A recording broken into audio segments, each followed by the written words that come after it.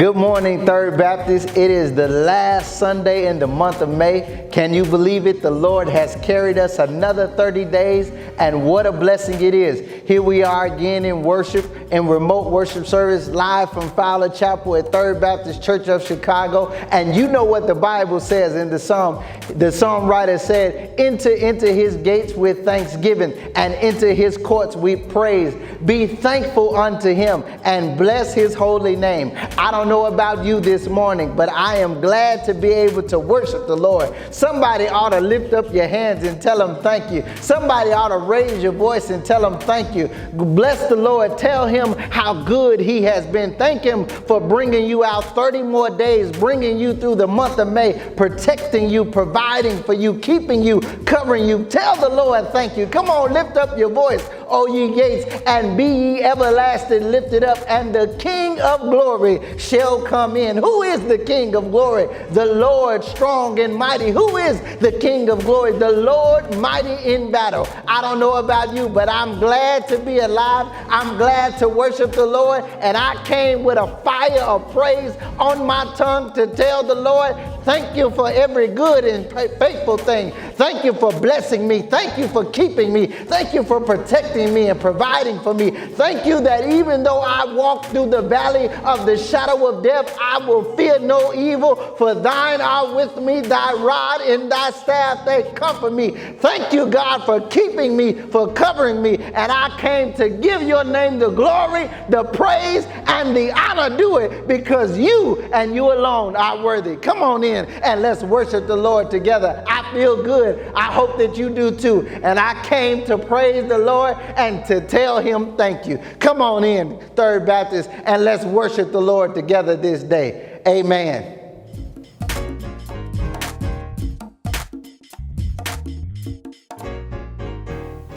Good morning, Third Baptist. Peace be unto the saints of God. May peace be multiplied. These are your announcements for May 31st, 2020. Please join us every day, Monday through Friday, for our Manna from Heaven prayer call at 8 a.m. on the church's conference call line, and that number is 712-770-4010, and the access code is 618-471#. This has been set up for our essential and frontline workers, but it's open for anyone that wants to join. Then on Tuesdays, please look for email correspondence of Staying Connected with Pastor Hughes.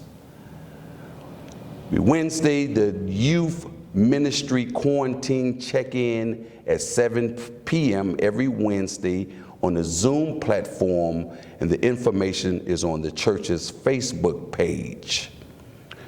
Join us for Wednesdays at the Well, our midweek Bible study at 7 p.m. on the church's website, Facebook page, and YouTube channel. Every Thursday, Senior Pastor Hughes has a COVID-19 update from our governing officials on the church's website and via Flocknote. And then join us at 7 p.m.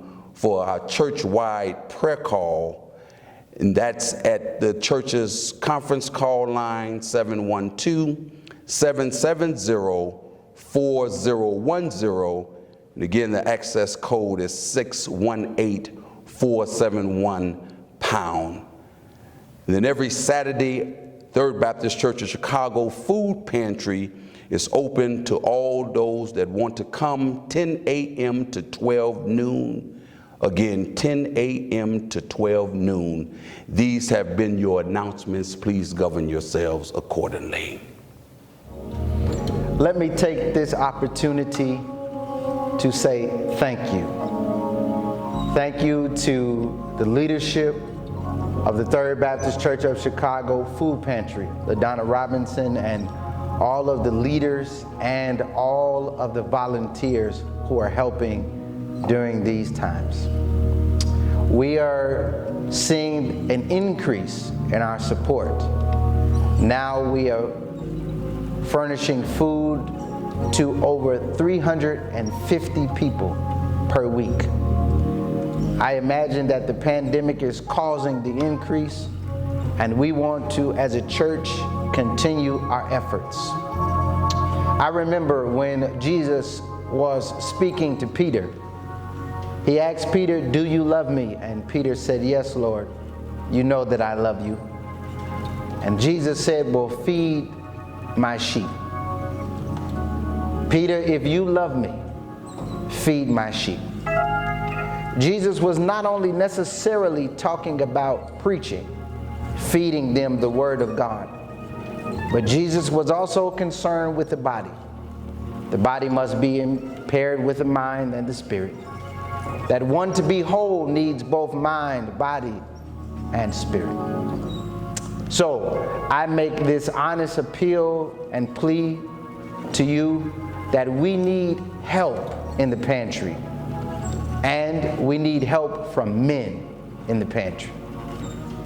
I understand that these are scary, anxious, and difficult times.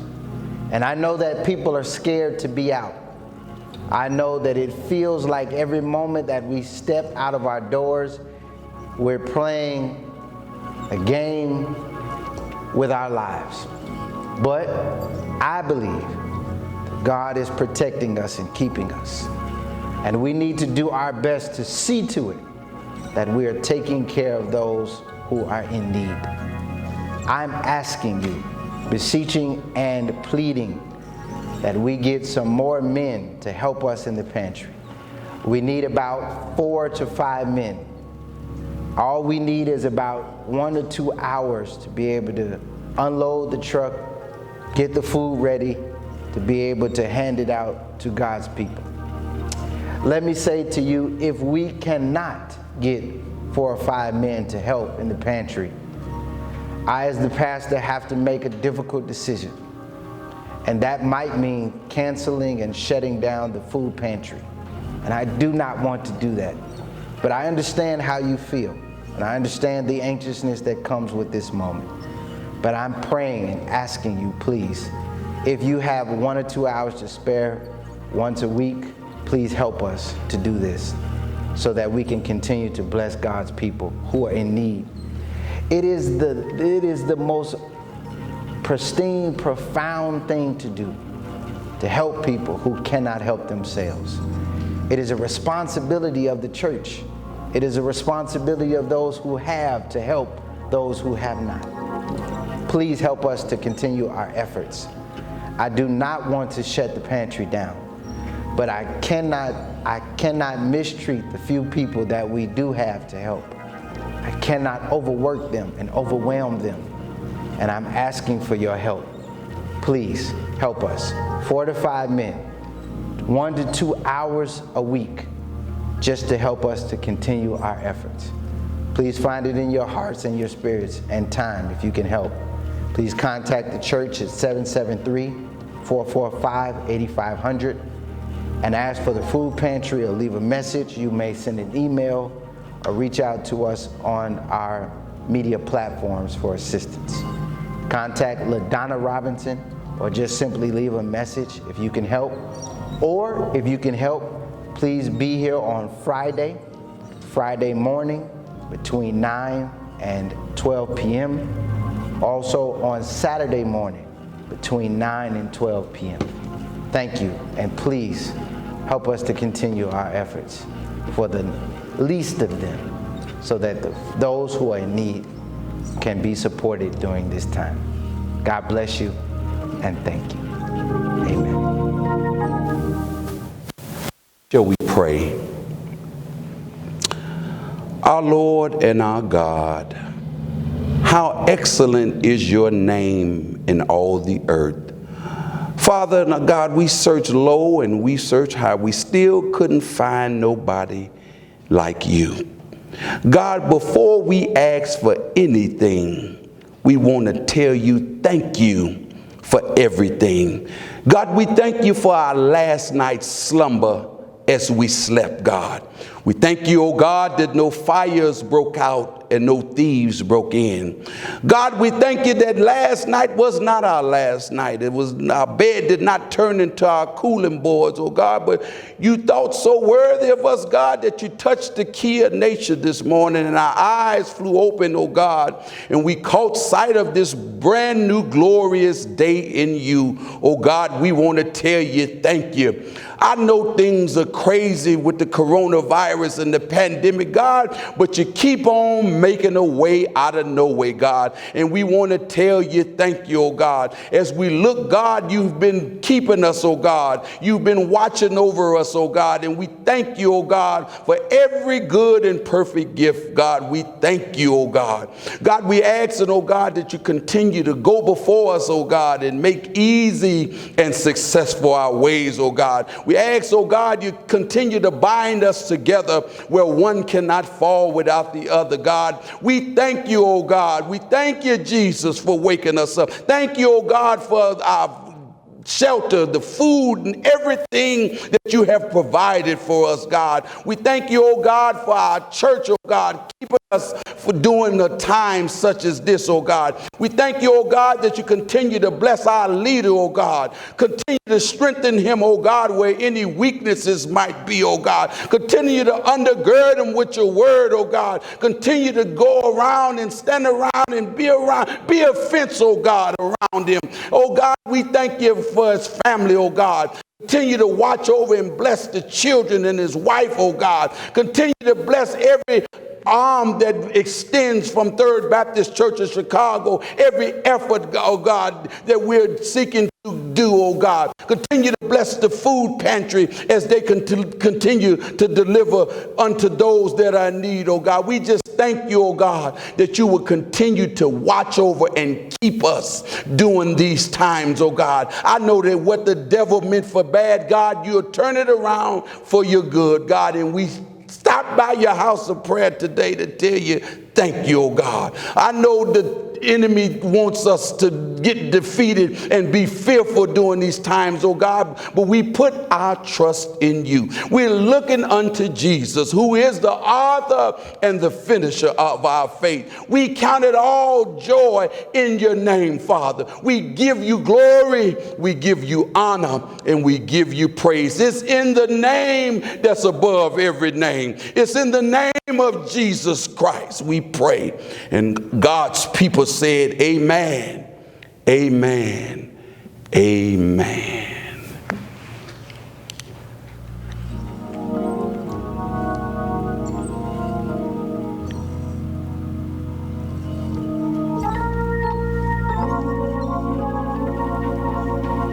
Thank you again for joining us for a remote worship service. What a blessing it is to be back in the house of the Lord. Thank you to everyone who joined in last week as I began the Job experience and a series of preaching out of the book of Job. Here I am, I began in Job chapter 1, and here I am again back in Job, this time in chapter 23. I'll be reading Job chapter 23, beginning at verse 1 and commencing in verse 10. Hear these words from the Lord. I'll be reading the ERV version of the Bible, which is the easy read version of the Bible. And it reads, Job chapter 23. This is Job talking.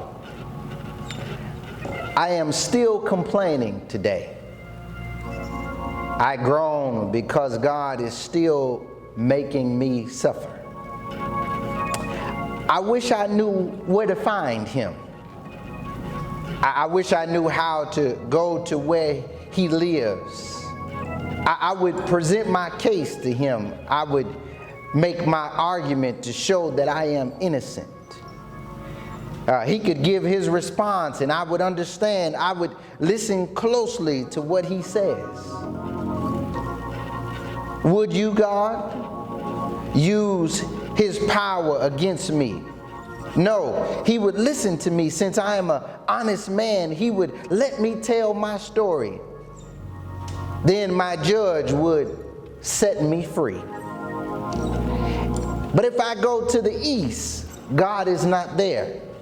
If I go to the west, I still don't find him. When he is working in the north, I don't see him. When he turns south, I don't see him. But God knows me, and he knows the way that I will go. He is testing me and will see that I am pure as gold. I always live the way God wants me. Another version of that 10th verse says, after he has tested me, I shall come from the fire as pure gold. Job says, after I've been tested, tried, I shall come forth as pure gold. Thank you for listening and joining me in the scripture this morning as I preach a word from this text, the revelations of suffering. God bless you. Amen.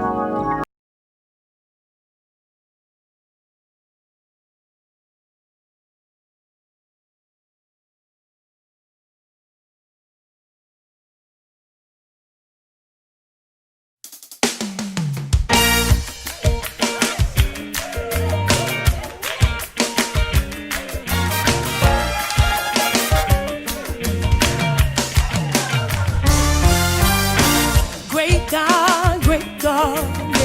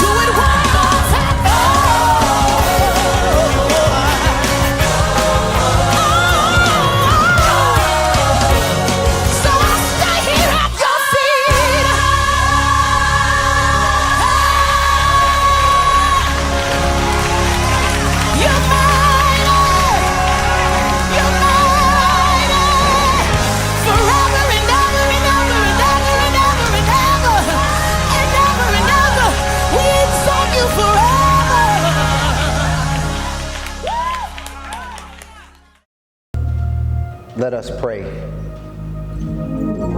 God, we thank you for everything. I pray, God, that you might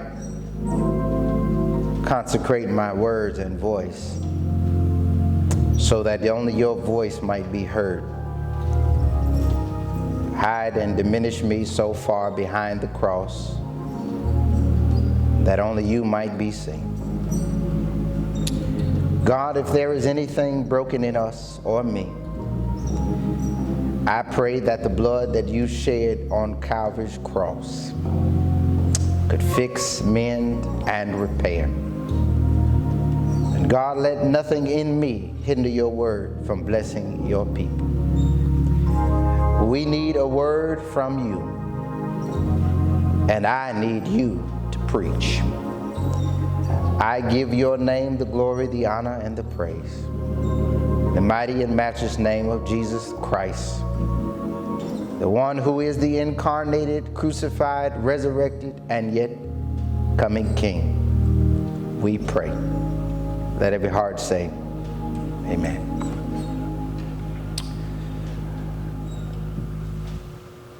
The revelations of suffering.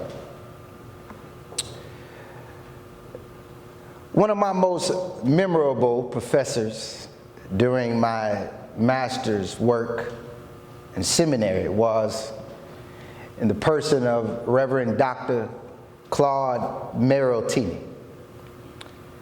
Dr. Meroltini has now spent over 57 years in ministry.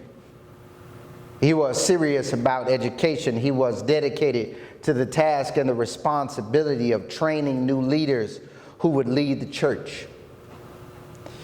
He was equipping us appropriately so that our time as leaders would not just be filled with passionate thoughtfulness, but rather our passionate thoughtfulness would be forged in an inescapable network of mutuality that was sewn into the garment of truth that comes out of and through knowledge.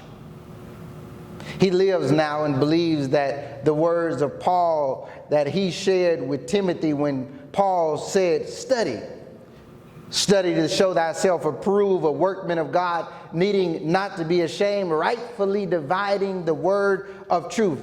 Dr. Meroltini understood what Paul understood, that a workman doesn't just work some of the time, but all of the time. A workman views time itself as a time to work. That's why Jesus tells his disciples in the 9th chapter of John, work while it is day.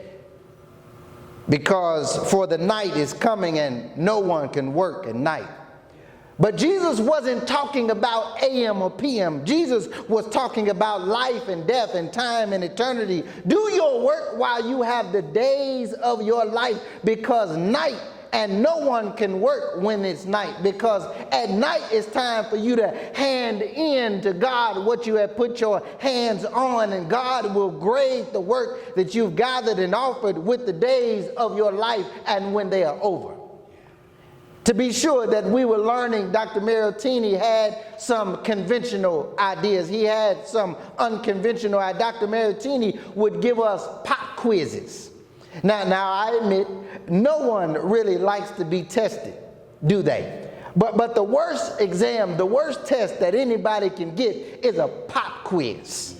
Because a pop quiz is just what it sounds like. It pops up with no warning, with no clue, no hint that it's coming. It pops up inconveniently. It pops up with no time to prepare, no consideration for what may be going on in one's life, head, and heart. It pops out of the thin blue sky. It pops out of nowhere. When it comes, it sits down and demands that you take it with no notes, no refreshers, no counsel, no open book, no flashcards, no time to ask the audience. No, you can't dial a friend. No, it just interrupts your life and demands that you take it. And if you want to go to the next level, you got to pass it and you got to come through it.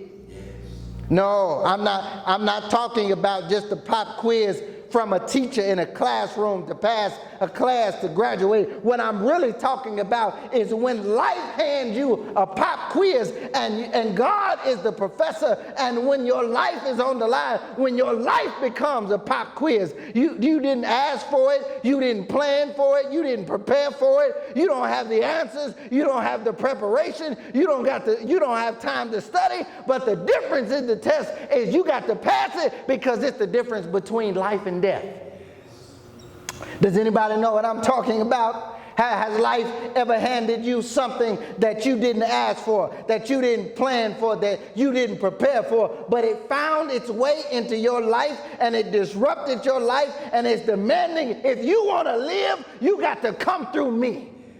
Has you ever been delivered an illness like a pop quiz that you didn't plan for, but now you have to learn how to live life with it, whatever it might be, because it's not going away, and either you learn how to live with it, or it can be the difference between your life and the death of your life, the red or the blue pill, you decide. Have you ever been delivered the untimely death of a loss of a loved one, or a loss of a loved one, not even just to death, but a loss of a loved one, and you had to deal with life and change life? They were here one minute and gone the next, and now you have to figure out how to live life again, even when it feels like you're living it alone and by yourself. Have you ever been around a whole bunch of people but felt just alone, like you was there by yourself? And when you learn, watch this, that no one in life is off limits, when you learn that life becomes a pop quiz, when life gets tested and everything and everyone is a part of the test, and all you got to do is, all you really have is you and God, and all you have is you and God in a broken heart, and all you have is you, God, a broken heart, and a tainted spirit in a dark room that you can't have the study manual for in your dark place. What happens when life gets dark and you can't see your way out? Dr. Maritini would say it this way: when we cried and moaned about the test, when we argued, when we throw up the white flag and said, Dr. Maritini, we not prepared, we need some time to study, we don't have the answer. Dr. Maritini would say, either you got it in your heart or you don't have it. Either you got it in your spirit or you don't have it. Either you got it in your mind or you don't have it. Because when life happens and it becomes a pop quiz, either you got it or you don't have it. Here's where we are in the text. Job's saga has continued to go. Job had opened up the text in the most profound way of a believer.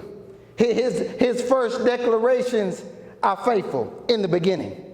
But when God turns up the heat on Job, and when the pop quiz is not a quick pop quiz, and when suffering hangs on and your life and doesn't go anywhere, when the darkness won't subside, and when you have to deal with life because there's nowhere for you to run and nowhere for you to hide, and you have to deal with life because not dealing with it is choosing whether you want to live or die.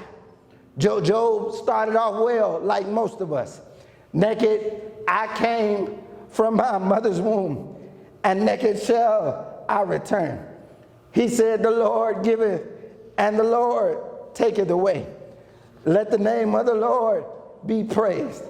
He said, shall we only accept good from the hand of the Lord and not bad? And then all the while the Bible says that Job did not sin against God in his words.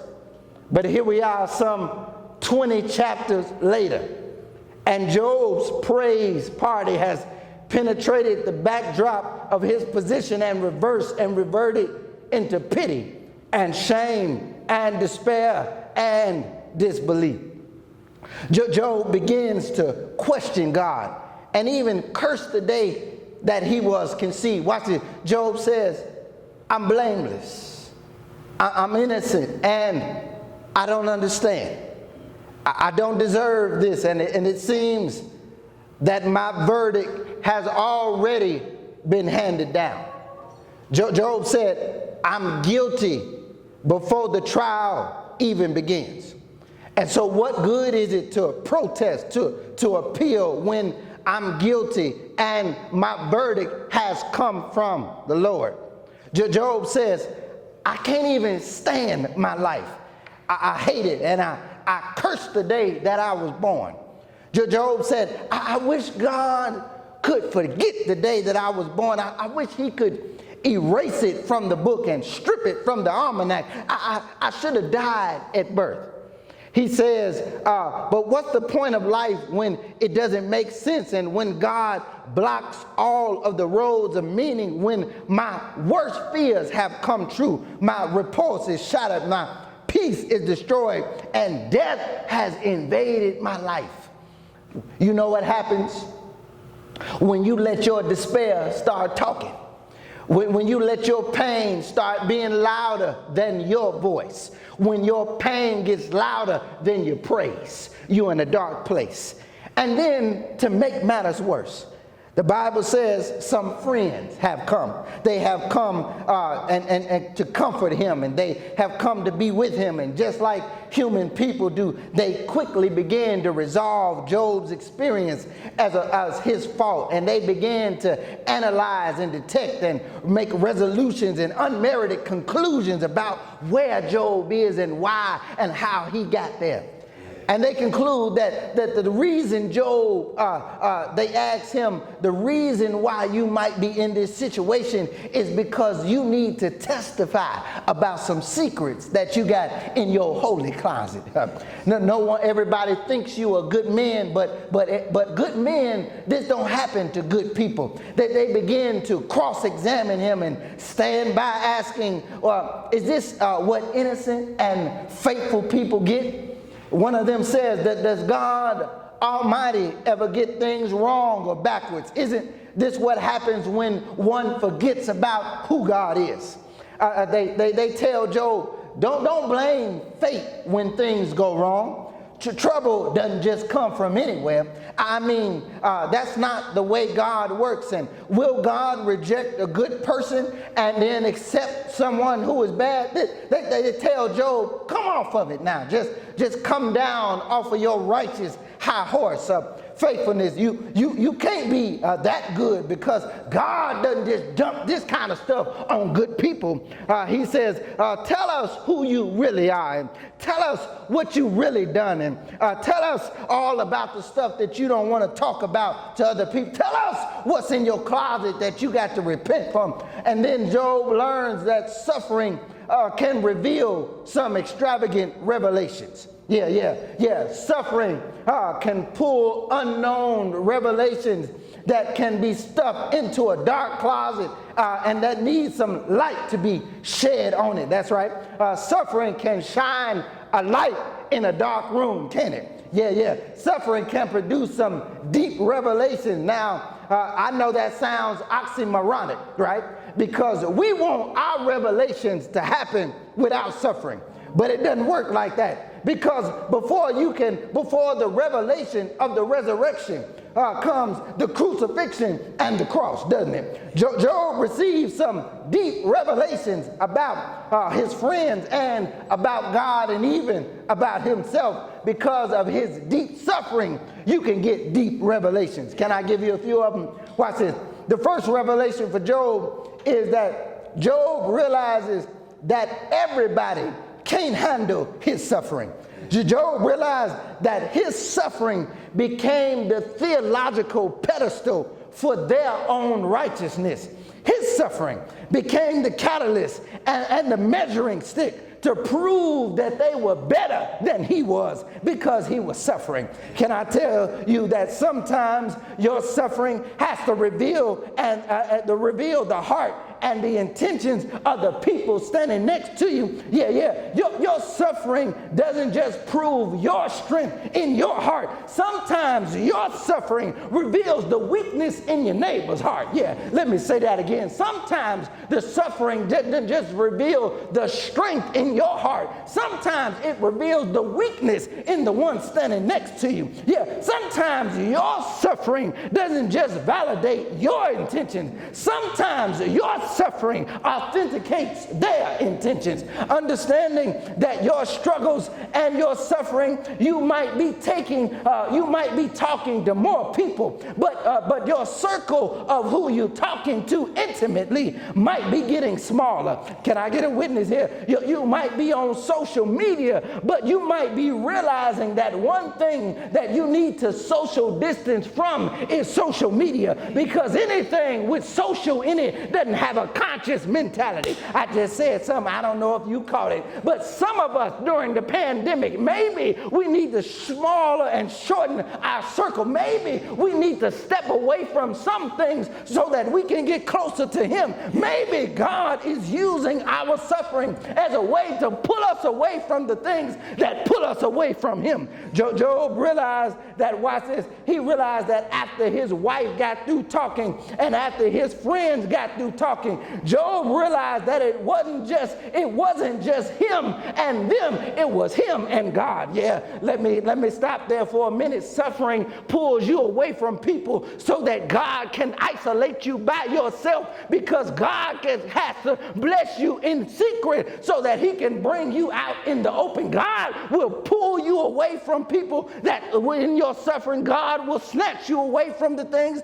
that have pulled you away from Him, so God can check you and deal with you and break you down and then build you back up again and then push you out so that you look better than you did before your suffering. Maybe God uses suffering to reveal the hearts and intentions of people so you can realize that it ain't just been you and them, it's been you and God, and that's really all you got with you is you and God. You realize that after suffering, you can handle more than you thought you could. You can take on more than you thought you could. Maybe God uses our suffering to unlatch our hands from the stuff that we have been holding on to that cannot save us, so that we will reach toward the one that can save us, and that's Him. The second revelation is, watch this, for Job, the second revelation is that God wants us to seek Him and search for Him for our lives,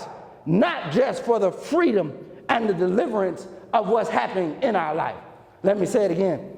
God wants us to seek Him daily, nightly, all of the time, for every part and portion of our life, not just to be delivered from what's going on in our lives. Job said, watch this, I wish I knew his address. I wish I knew where God stayed. I wish I had his zip code. I would show up on his doorstep. I would show up like a lawyer with my case under my arm, and I would ask him to come out and let me plead my case. I wish I would go to his house. I would get on his doorstep, I'd ring the doorbell, and I would plead before God as a righteous man, tell me why you're treating me like this. Has anybody ever felt like that? Well, you had to pray, God, why are you treating me like this? And watch this. I believe that Job started looking around at how God was blessing other people, and he was measuring himself against other people, saying, God, why do you choose me? Why do I deserve this? When other people don't even care about you, don't even call your name, don't even worship you, don't even pray, don't even read the word, don't even take care of me, and you gonna bless them and mistreat me? Job says, I wish I knew where he stayed. But when I search for God, when I go forward, I can't find him. When I go backwards, I can't find him. When I search east and west and north and south, still, I can't find him. Have you ever felt like when you needed God the most, you couldn't find him? And now you're wondering, how could God, who is omnipresent, everywhere at the same time, can't be found? Suffering will make you have to search for God in some new places. Yeah, suffering will make you turn off the television and get down on your knees in your bedroom. Yeah, suffering will make you go in your closet and put a cover over yourself and stay in there till God can hear your prayer. You know what I'm talking about? Yeah, suffering will make you go to the hospital and turn your hospital room into your prayer room. Anybody know what I'm talking about? Suffering will make you pray more. It'll make you seek God more. When you got to find God in some new places. And I've learned how to turn my pain into my praise. Can I get a witness here? I've learned how to just say thank you for everything and thank you for anything. Amen. Can I have a witness here? You ought to be shouting at home in front of your TV. I've had some bad days. And at the end of them, I had to say, Lord, I thank you for even the bad days. But I pray that you give me more grace for tomorrow, so tomorrow will be better than today. I've learned how to be angry and say, Lord, watch this, if you teach me how to be angry, and then watch this, if I can learn how to have some good stuff even while I'm angry. Lord, I'm angry and I'm frustrated, but Lord, if you show me something new in my frustration and in my anger, I'll be a better man even though I'm angry and frustrated. Seeking him to say thank you, seeking him to learn, seeking him daily with all of my heart, mind, and spirit. Anybody ever had to say, Lord, I just want to be where you are? The third thing that Job learns is just because he couldn't find God doesn't mean God couldn't find him. Look at verse 10. Job says, even though I looked all over and I couldn't find God, it doesn't mean that God couldn't find me. Job says, even though I can't find God, he says, but God knows me, and he knows which way I'm going to go. He says, watch this, but this next line in the text does it for me. He says in verse 10, watch the bottom part of verse 10. Job says, here's how I know he knows me, because he knows how and which way I'm going to go. He knows me because he knows which way I'm going to choose, because I believe that God is testing me.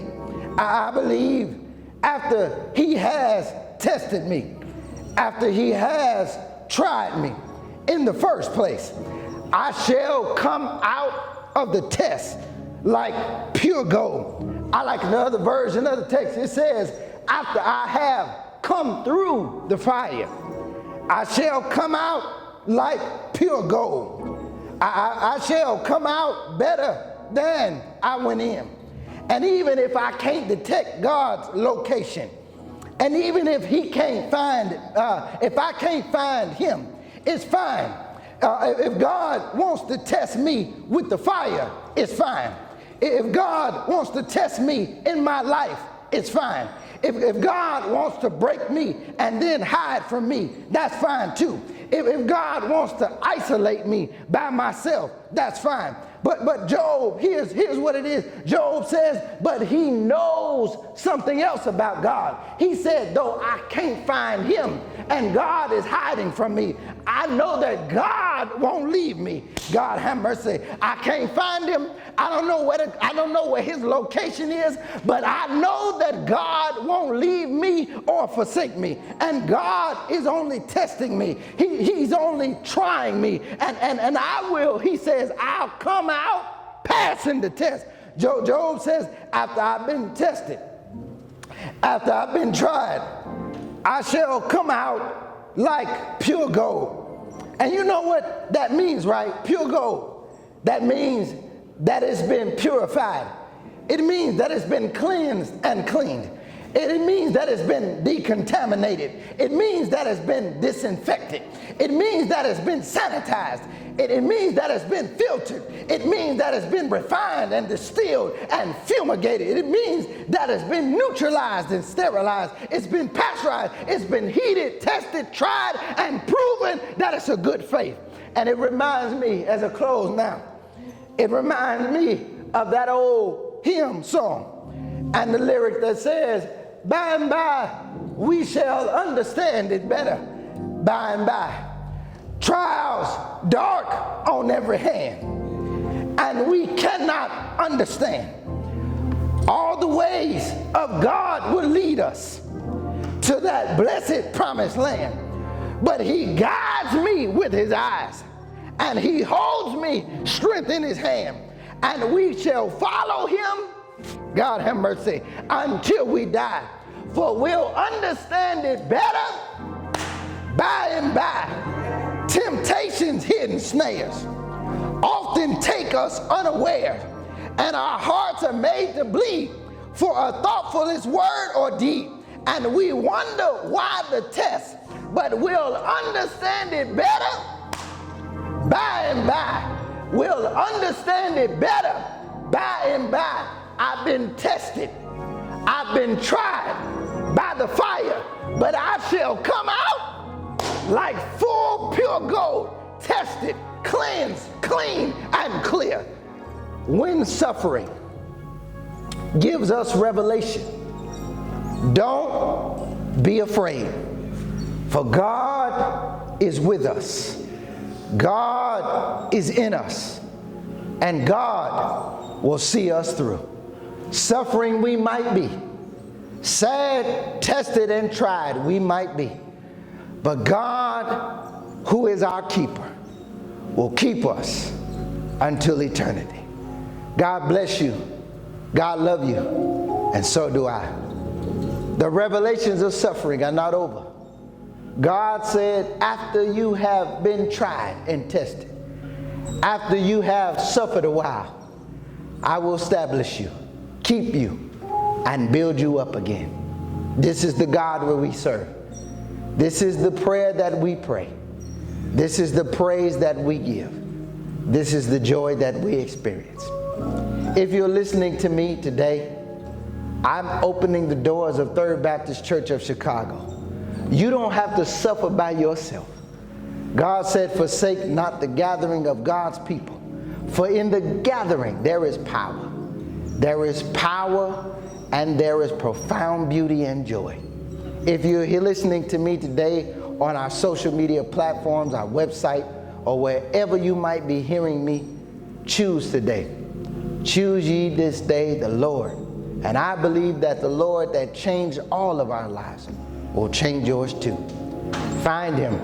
Ask him to come into your heart, forgive you for your sin, renew your spirit, lift up your head and your heart, and put your hand in his hand. God is good all of the time, and all of the time, God is good. If you want to join our church, if you want to pray with us, pray for us and with us, please contact the church at 773-445-8500. Leave a message for my assistant, Karen Atkins, and tell her that you want to join this church. We will call you, pray with you, and accept you in. Even during the pandemic, God is good. God bless you, and thank you. Thank you for joining me, and God bless you. The revelations of suffering. God is not done. Amen.